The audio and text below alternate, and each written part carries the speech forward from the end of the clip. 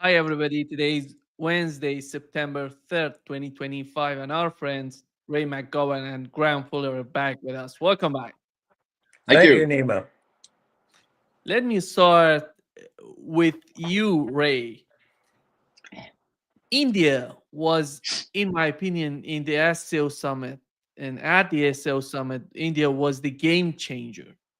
And somehow, the way that India is getting closer to the East, we were talking about Russia and China before. You've mentioned that nobody in the United States would have imagined that Russia and China are getting too close together as we're witnessing right now. It seems India is on the same path. I would argue Iran as well is on the same path.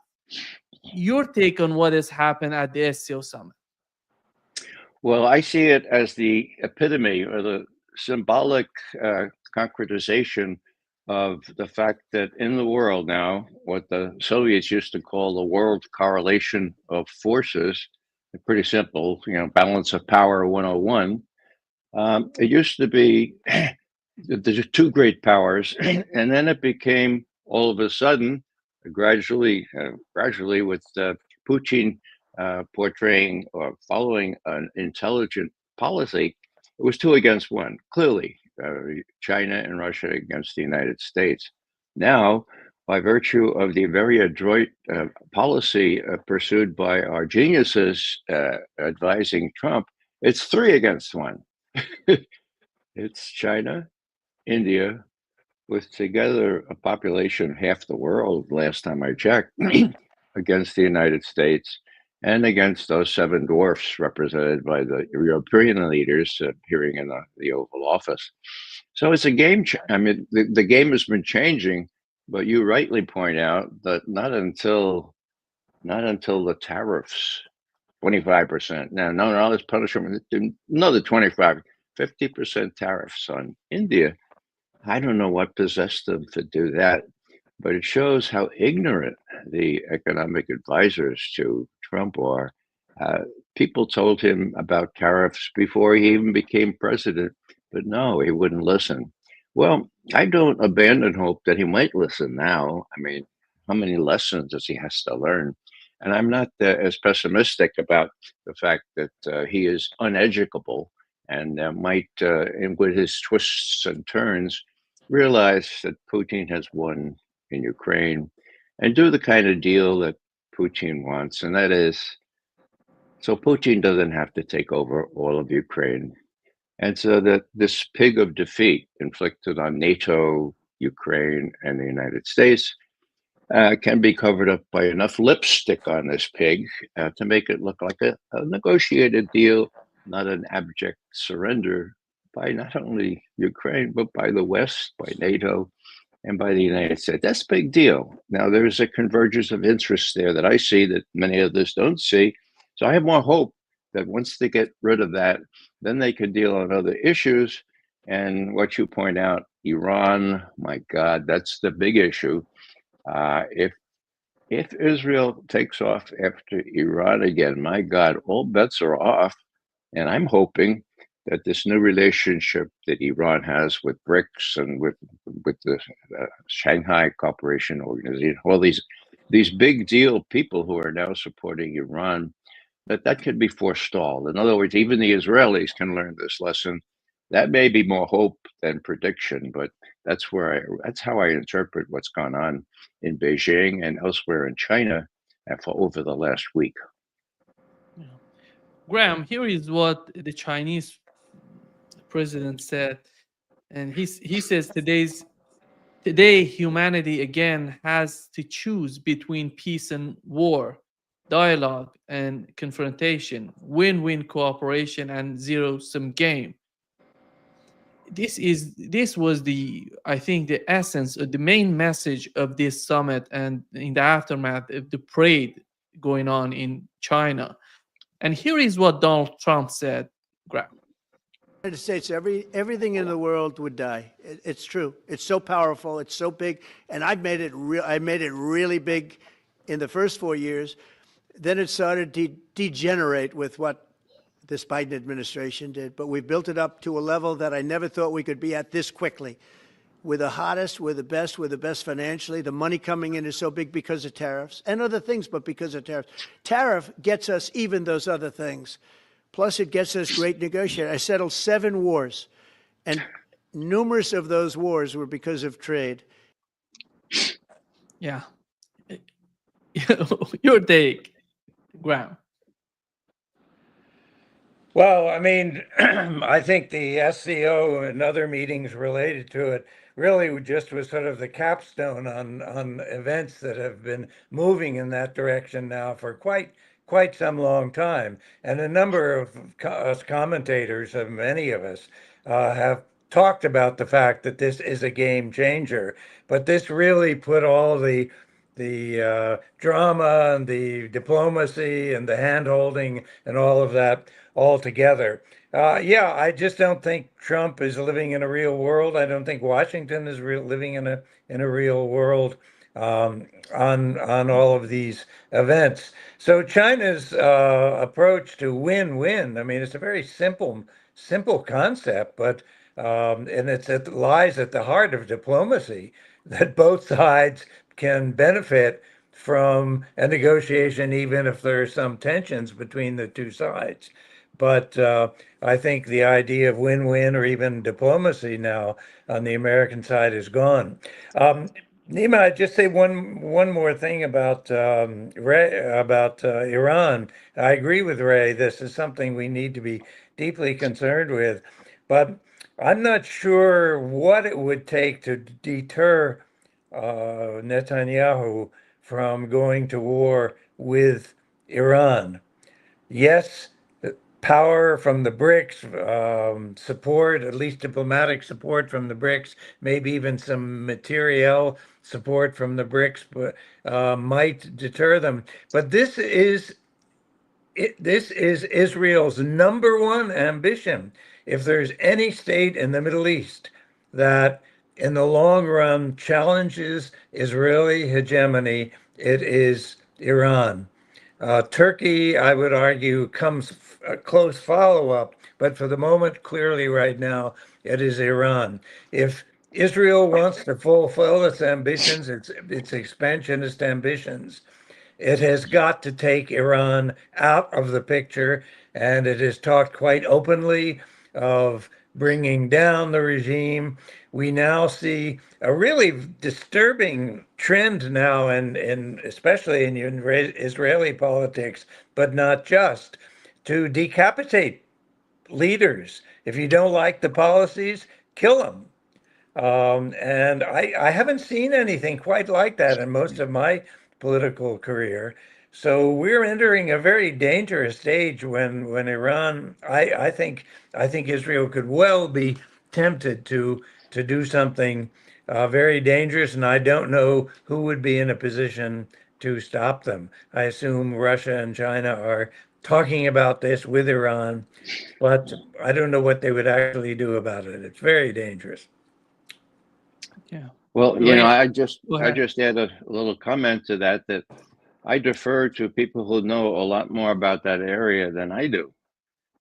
But taken from a simplistic point of view, in my view, the Iranians have already demonstrated the ability to obliterate, pardon the word, Israel. Now, that's the first time in 4 millennia. Is that not a deterrent?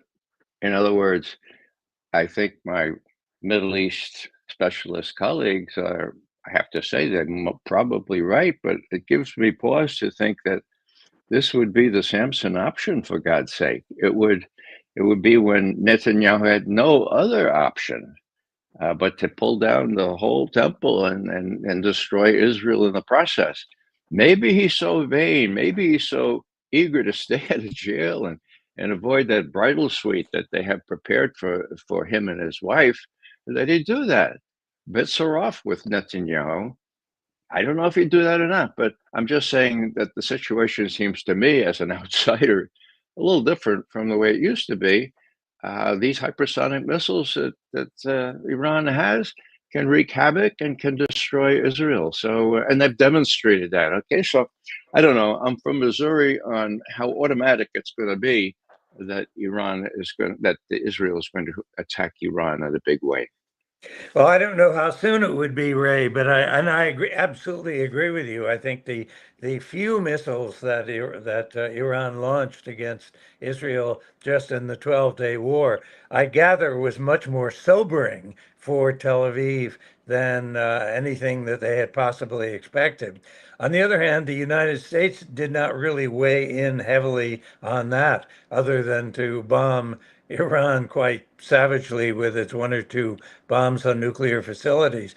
But I'm sure the Pentagon and Washington has thought about this issue of defending Israel, and I have no idea militarily what the United States is able to do to protect Israel from incoming hypersonic missiles. Maybe not very much, but certainly they were not present so much in the last time around. I think you talk about the Samson option. I tend to think Israel is going to go for broke unless Netanyahu is removed by wiser heads, and I don't see wiser heads in Tel Aviv anywhere. Yeah. Ray, when it comes to the summit, SCO summit, one of the main issues for all of them, for all these countries, is, in my opinion, in their talks, was how to deal with the United States. And what are the main issues today with the United? Donald Trump said something. I think somebody may laugh at what he's talking about, that the world cannot afford the United States being separated from the United States. I would argue that if the United States, what is the counter argument to that? How the United States can keep together with other countries and getting better, improving the relationship, or making a better future, not for the other countries, for the sake of the economy of the United States, the security of the United States. Nima, as I hinted before, the economic advisors to Trump don't know. They don't know much at all. Now, take the tariffs, for example. It was idiotic from the outset, and sensible economists told every website on God's earth that this was crazy. Now, not only that, not only has it backfired in many respects, especially with India, but a U.S. court has ruled the tariffs illegal. I mean, I don't have a computer, but I can imagine even computer experts would have trouble figuring out, well, how about the tariffs that have already been paid, and who paid them, and how we give them back? Oh, no, wait a second, it's been stayed. It's been stayed until the Supreme Court decides. And I think there is a date in the middle of October, if memory serves, that the Supreme Court will have to decide where the tariffs. Now, if the Supreme Court says, no, they're illegal, forget about them, well, not only is it feckless, not only is it counterproductive, but it's illegal as well. Now, people will say, well, illegal, schmeagle, it doesn't matter to Trump. But it sort of, in my view, personifies the lack of knowledge on the part of Trump and his associates is willing to say, oh, Trump's tariffs? Excellent idea, Mr. President. Let's do it. Without knowing, well, there's some not very nice expressions. They don't know much about anything. Let's just put it like that. So I see that the people in Shanghai, the Shanghai Cooperation Organization, they're saying, "Wow, look around! Wow, most of us are here." Yeah, and I think back to my early graduate school studies, and there was a session we had on George Kennan, who, now this was not long after the war, believe it, when the war being World War II, all right? And George Kennan was the first chief of the State Department Policy Planning Group, okay? And he wrote the first memo. And I've got it committed almost to memory, but let me see if I can remember it. Look, here's our policy. We represent only 6.3% of the world's population, but we have control over 50% of the world's resources. Hello. So our policy has to be devised in such a way to maintain this disproportional influence in the world. We can't be diverted by soft concepts like human rights or democratization or other things like that. We have to realize that to defend this edge we have, it will have to come to the exercise of hard power, period. Okay, now, 6.3% of the world population. Well, Jeffrey Sachs says now the United States only represents 4% of the world's population. And does the U.S. have domain over 50% of the world's resources? I don't think so. And look at those people that in China now. Most people are saying they represent almost half. Just these guys, almost half of the world's population. So the situation has changed. And what do we have? We have people that still think that George Kennan was right. He's still right. And we can't be diverted by soft considerations like human rights. For God's sake, those people in Gaza, not only do they not look like us, but Israel will take care of them. Human rights, forget about it. Soft power, forget about it. Hard power, the exercise of hard power, it will come to that, says George Kennan. Now, George Kennan himself was of high pedigree. He was close to being a racist. I've talked to George Kennan twice, okay? He had this idea that the U.S. was entitled, entitled. In the Bronx, we used to say, you're entitled to more than your share. That's the mindset.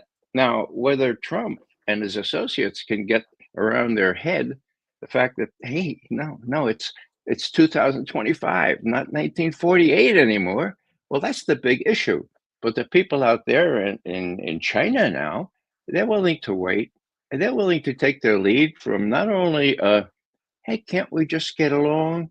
Can't we just have a win-win from Xi Jinping, but also a very adroit, a very cautious and a very circumspect leader of Russia. They got a good thing going here. Let's not provoke the United States. Let's just kind of show them that they're not they're not in charge anymore. And I think that becomes clear, even though you read the New York Times, they say, oh, there's still big divisions between China and Russia. Let me add one more thing. I'm sorry for hogging this thing, but when I came on active duty with the CIA, same year as Graham did, my portfolio was Sino-Soviet relations, okay? It was a big, big advantage for me because there was great interest in it. They were at each other's heads, at each other's throats, okay? They were firing across the riverine borders in the Amur and Ussuri rivers. The Chinese were claiming 1.5 thousand square kilometers of Russian Siberia, taken from China by unequal treaties. Were those unequal treaties? You bet your rear end they were. The Chinese were really, really weak in those days. And going back to the Treaty of Nerchinsk, 1689, and then two treaties following that, the Russians took the rest of Siberia, which they have domain over. Now, they were claiming that, the Chinese. Besides that, what else? Oh, yeah. In their competition for leadership of the communist movement, which is a big deal in those times, the communist movement, okay? They were really competing with China to the point where when both were claiming to support the only communist nation under fire by the imperialist West, that is North Vietnam, the Chinese blocked the supply of Russian arms supply through China into Vietnam. They blocked it. We learned that through special ways, but now it's come out. It's clear that the North Vietnamese didn't want to make a big stir out of this because it was a sort of a scandal. These socialist brothers fighting with each other, but the Chinese would not let either trains or, at the end, aircraft bringing much needed supplies to the North Vietnamese. So that's how bad it was. Now, we thought it would stay that way forever. We did say at the end of our memos to Kissinger and Nixon, look, this is probably going to change when more enlightened leadership comes into play in both capitals. And of course, that part of our memo was right. But the whole thought we had was, oh, these guys hate each other. They will hate each other forever. And now they're best friends, even hugging each other, and India as well. I think, Graham, the same question goes to you. It seems that Donald Trump is trying to picture the Biden administration. Every time he's talking about things that are going on, he says Biden did that. The war in Ukraine is because of Biden. But what this administration, the new administration, is doing is somehow the continuation of the same sort of policies. Then the Biden administration couldn't achieve, just putting Iran so close to Russia and China and India right now. I think it's a giant in the game. That Donald Trump is achieving that. It's not anymore about the Biden administration. It's about what the United States under the Trump administration is doing in Ukraine, in the Middle East, and the case against India. Yeah, I agree. I think I had some hopes that Trump, at least in certain areas of foreign policy, might bring some positive ideas to bear. At the beginning, it looked like with his early talks with Putin that things might go that way, but he does not seem to have any clear vision of where he is going. And as a result, I don't see anything right now on the horizon positive at all in that regard. But the United States for a long time has been desperately hoping that it can split apart countries that may be joined together in some degree of opposition against the United States. Ray has talked very in depth about the initial breakup between Russia, between the Soviet Union and China. And as Ray says, everybody hoped and expected that that would go on forever. But of course, nothing is forever. And foreign countries have agency. They have choices. At some point, they can decide that maintaining certain policies are no longer beneficial. The United States also hoped to leverage India against Russia, but that did not really work, although I think he really missed the boat with India, because India, to my understanding, I think India is happy now to work with Russia, to work with China. That's very positive. But India has also always tried to maintain pretend it has some balance between in East and West. That's part of its great philosophical idea about all of this. But that has not worked. So I think any hope that the United States can somehow, through our bad policies, can divide these countries from each other to our benefit is just not realistic. Now, look, I mean, I don't want to say that the whole SCO and BRICS is some marriage totally made in heaven.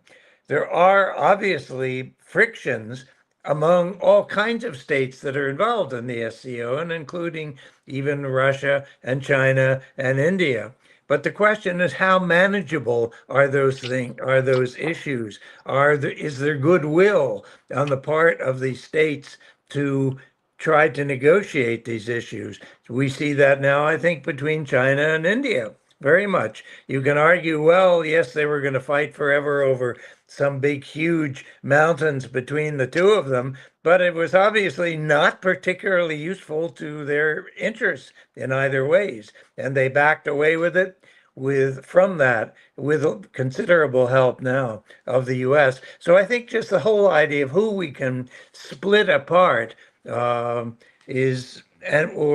weaken is simply not a viable policy for the long range future. Now, I would argue that vis-a-vis U.S. policy towards both Russia and China, our policies have been, above all, weaken Russia, weaken China. I just don't think that's a very constructive policy in this day and age. You've got to do something more than simply weaken other states, much less kill leaders of other states.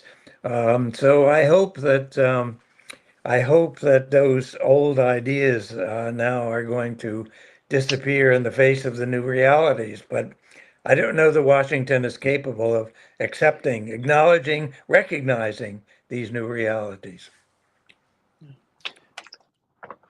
Ray, Well, go ahead.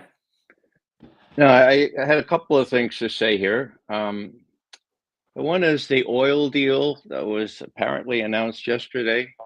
My God, uh, that's in the nature of a treaty, I understand.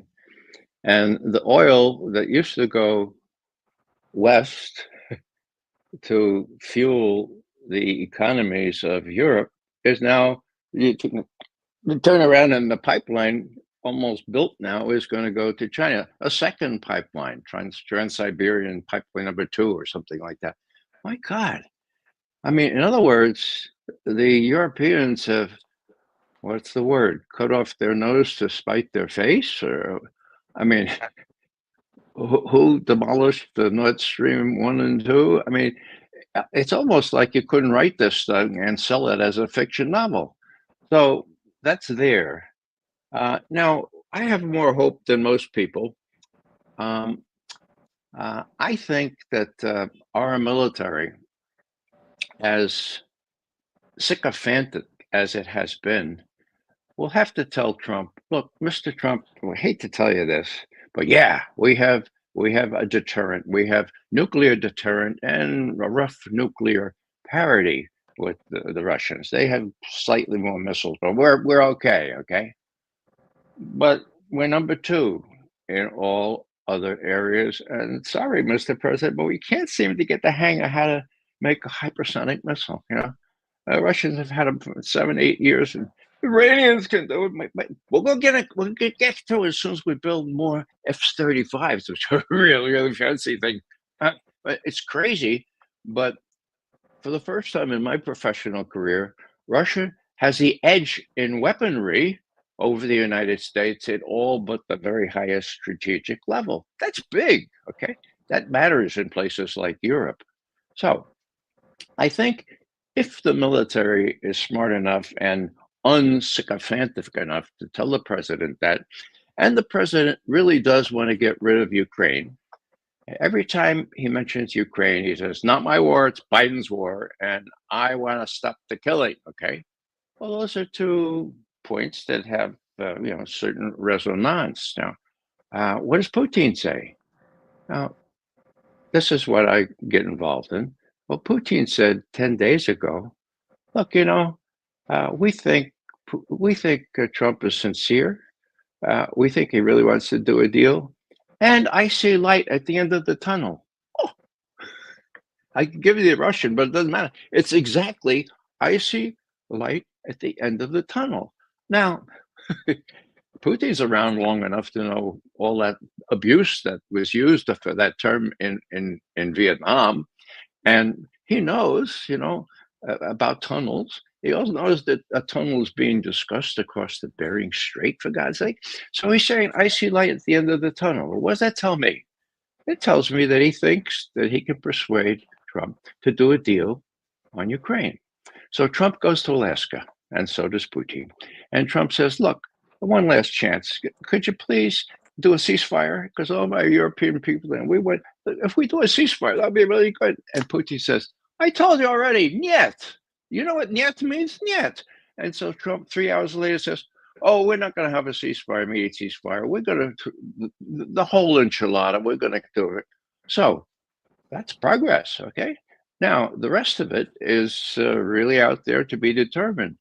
Trump says, really like Putin and Zelensky to meet.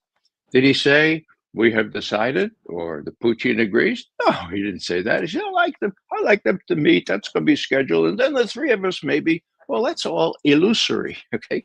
Putin and Lavrov have made it very clear they're not going to meet anytime soon unless Zelensky is pushed out of there, unless the Ukrainians relent and say, okay, we've lost. Let's put enough lipstick on this pig of defeat so that we can disguise the loss. And not least, like Finland, twice during World War II, we're gonna what's the word? We're gonna do appeasement. I won't call it that, but we're gonna say, all right, we lost. Now let's see if we can maintain our sovereignty, our independence, and our nation. Can we save a Ukraine so that it's viable?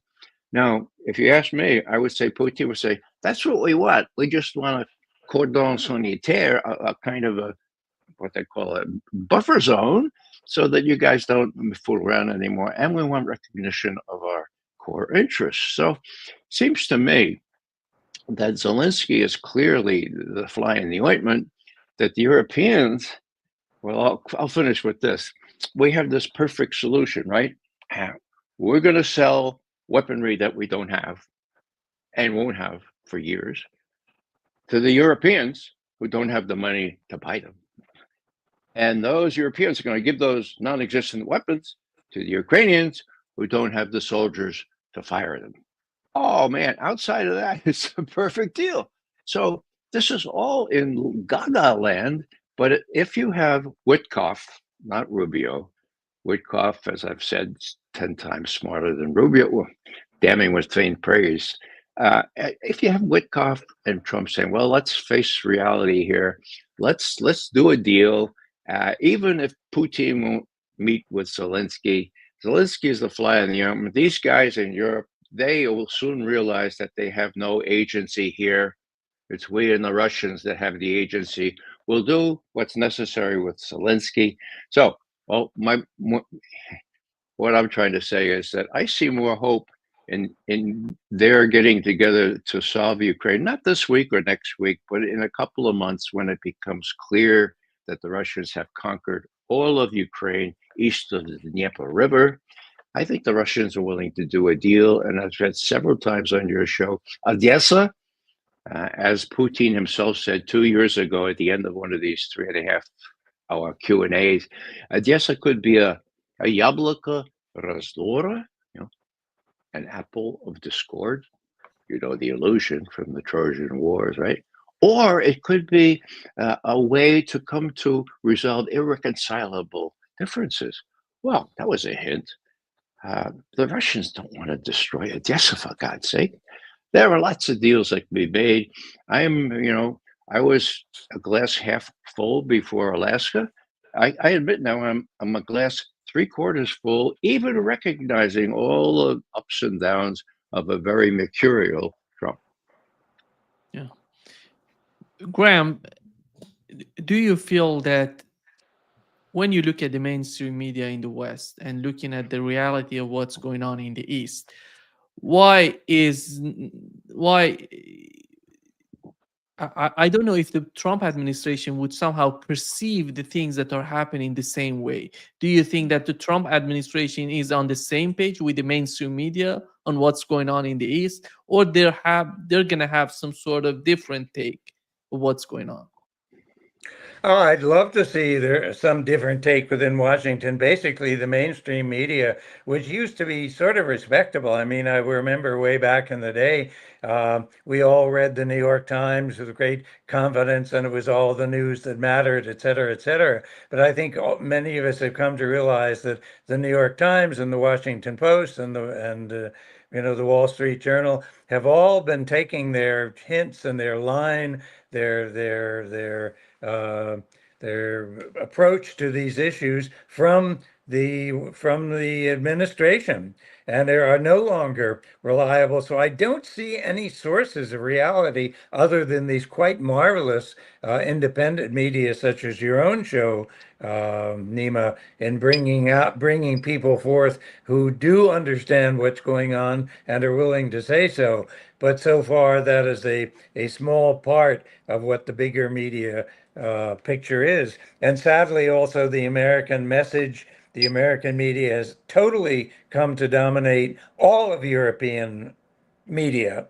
There's not a serious newspaper out there. The Economist used to be once terrific. The Economist is now signed on to the anti-Putin cheering line. So I just don't know where we're going to see a force that would change or shock Washington into a recognition of the new world. I've often said in years past, I sadly felt it would take almost a terrible slap in the face of Washington, some utter disaster, some catastrophe that might wake Washington greater. I'm not even talking about, I wish Trump was all the source of all these problems, but he isn't. It goes back to Biden, it goes back to Obama, it goes back earlier.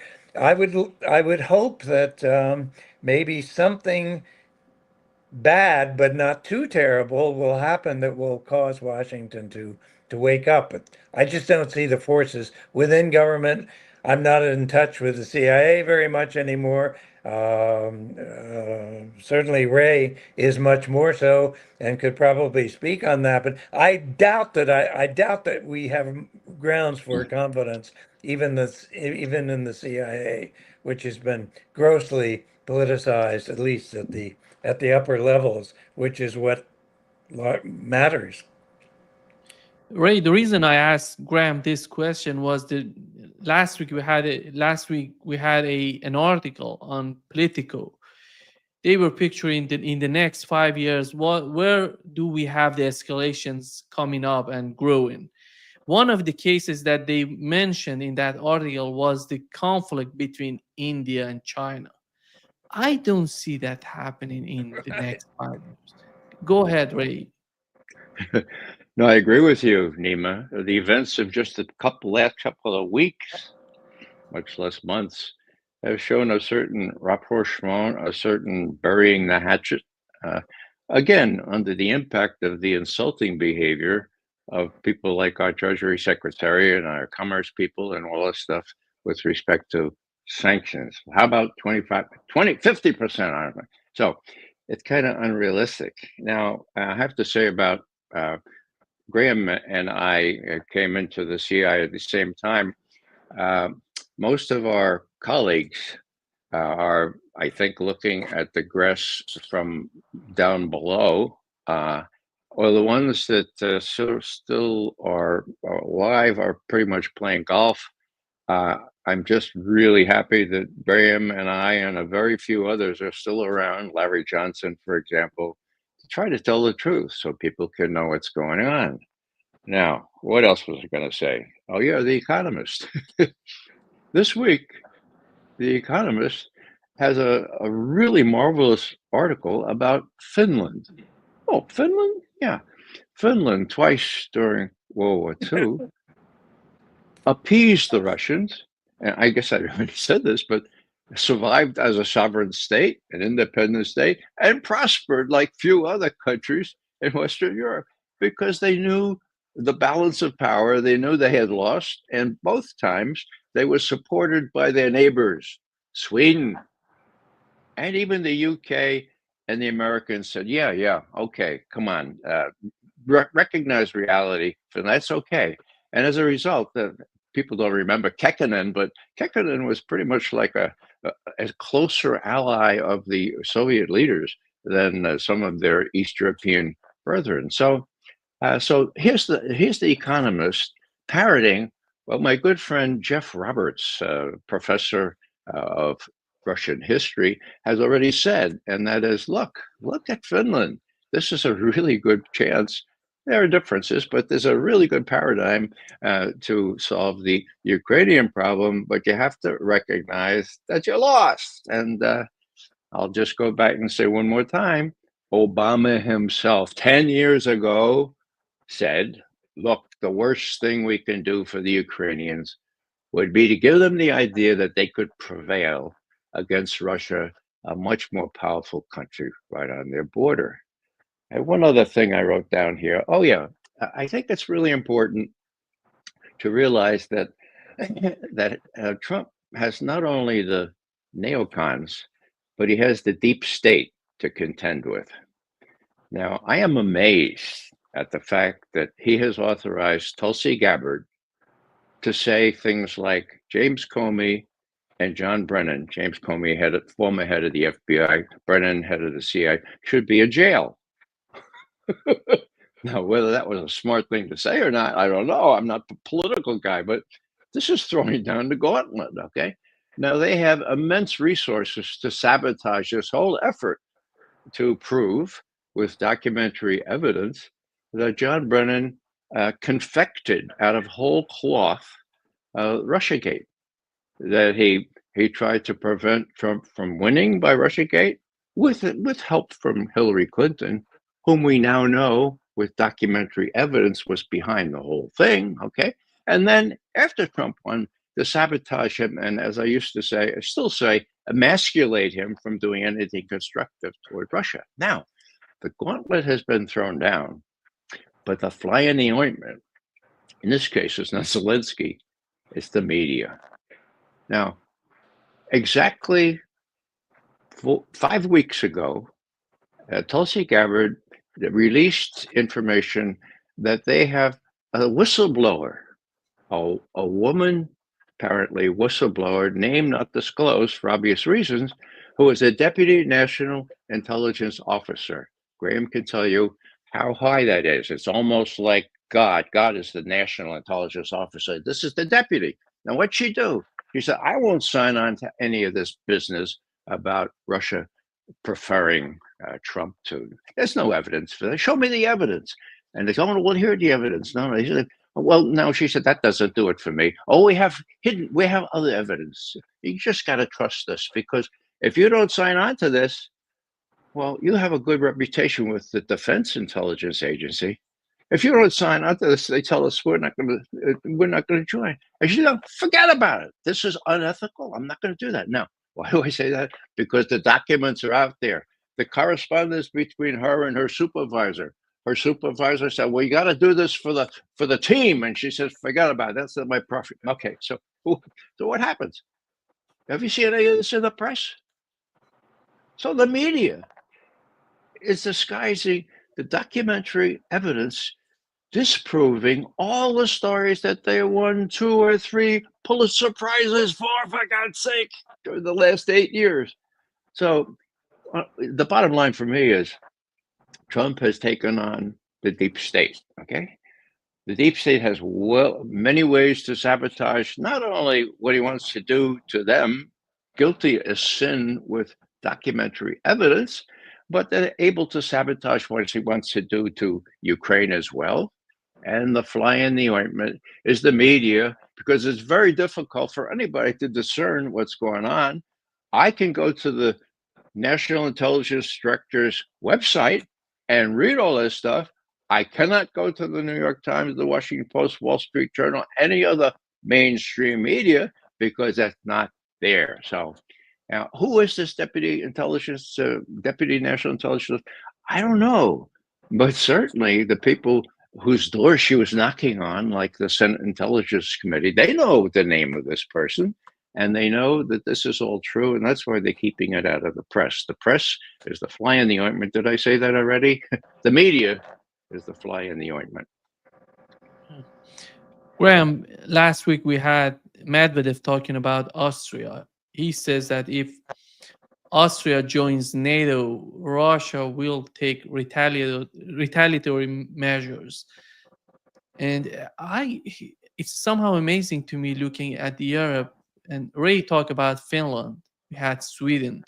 We had Switzerland losing its position and somehow being a common ground to everybody goes there and talk.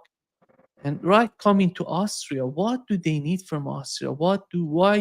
This sort of desperation is somehow destroying Europe, together with what Ray said about the SCO summit. Here is the map. You see the 2 pipelines going from Russia to China. The new one is Power of Siberia number 2. It goes through Mongolia. You know, it's unbelievable. Mongolia is somehow Ukraine for, it goes to Ukraine, then to Europe, or it goes to Germany. And, the level of destruction that is going on for Europe is is unbelievable. What's going on? Do you think that they're going to destroy Austria by this sort of move toward Austria? Why do they need to join NATO? Absolutely, Nima. I mean, if you look at the map, they don't even come close to bordering on anything to do with Russia. I think this is again a further effort to totally discredit the idea of neutrality. And if they can get Austria to join into NATO, then they can say, you see, the threat is real, that even Austria is now joining in with us. I would be amazed if Austria bows to this, but I don't know, frankly, what the pressures are against Austria. If you had asked me a year ago as to whether Sweden, or especially Finland, as Ray has been talking about, would Finland join NATO? I would have said no, because they've had a very good experience with neutrality. I frankly don't know what happened that caused Finland to join. I expect it was huge, massive pressure from the United States or from NATO or economic, God knows what. But it was certainly against the interests of Finland. And they may now be trying to drag Austria into this.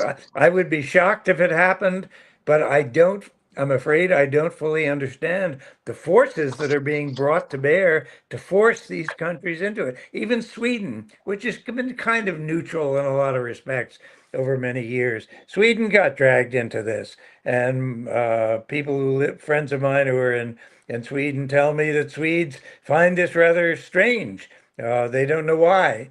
So it's all kinds of maneuvering behind the scenes, but I think it's very dangerous and symptomatic of really not only the end of NATO, as we've talked about, but the end of the EU itself as a coherent body. It has got to entirely rethink its strategic view of the world, and that view cannot come through the glasses of NATO and Washington. Europe has already been dragged into several wars in Afghanistan and Libya and elsewhere at the behest of the United States and of course Ukraine itself.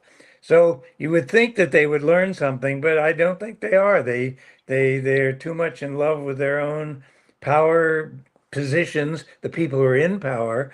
I doubt that I understand that they're in difficult straits now politically, but they can't leave soon enough, as far as I'm concerned, which could begin maybe to bring a change in European policies, led by public opinion that is not happy with the course of events. Yeah. Ray, before wrapping up, do you have something to add to what Graham said about Europe? Sure. I agree with everything he said. I'm reflecting on that wonderful statement that Jens Stoltenberg, previous Prime Minister of Norway, said before the EU Parliament almost exactly 2 years ago. He was explaining how NATO had expanded precisely, toward the east, as the U.S. promised it not to. And he said, look, with respect to Ukraine, the Russians came to us and said, look, we have core interest in Ukraine. We want you to sign this promise not to let Ukraine into NATO. And we said, no. And so the Russians said, if you continue to persist to get Ukraine, we will have to invade. And we said, no. And so he invaded to prevent the expansion of NATO. And what happened? We got Finland, we got Sweden, so we got 2 more people in NATO. Okay. Oh my God, I mean, by that time, over 500,000 young Ukrainians and Russians had been killed in a totally unnecessary war. And I think the bottom line here is quite right when Graham says NATO is over. It's got so many fissures now that a couple of months ago I predicted, and I think I'm going to be right, that was the last NATO summit. I can't even conceive of the meeting next year in supposed to be Albania, I think. What are you going to do? By that time, Ukraine will have worked itself out, hopefully peacefully, and they're just going to be pulled asunder because they'll be shown to have been nitwits, have been idiots in thinking that they should encourage Ukraine to fight Russia to inflict a strategic defeat on Russia. Can you imagine?